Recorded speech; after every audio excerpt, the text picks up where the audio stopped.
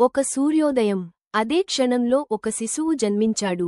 సూర్యుని కాంతిలా వెలిగే కవచం, కుండలాలతో వీరుడిగా పుట్టినవాడు. కాని ఆ జన్మ ఆనందంగా నిలవలేదు. తల్లి చేతుల్లోనే మొదలైన భయం ఆ బిడ్డను ఒక నదిలోకి వదిలేసింది.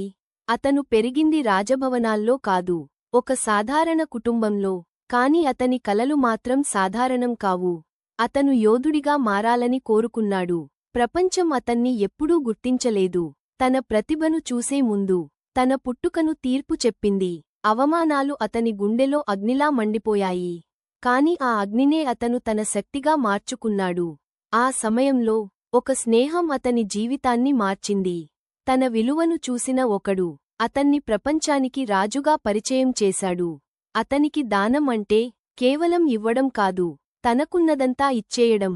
అది తన ప్రాణానికి సంబంధించినదైనా సరే. ఒకరోజు తన అసలు సత్యం అతని ముందుకు వచ్చింది. తన జన్మ రహస్యం, తన తల్లి, అన్నీ తెలిసినా అతను తన మార్గాన్ని మార్చుకోలేదు. ఎందుకంటే అతనికి స్నేహం ఒక మాట కాదు, ఒక ప్రమాణం. యుద్ధం మొదలైంది. అతను గెలవాలని కాదు, తన గౌరవాన్ని నిలబెట్టుకోవాలని పోరాడాడు. కాని విధి ఎప్పుడూ అతని పక్షంలో నిలబడలేదు. చివరి క్షణంలో అతని రథం ఆగిపోయింది. అతని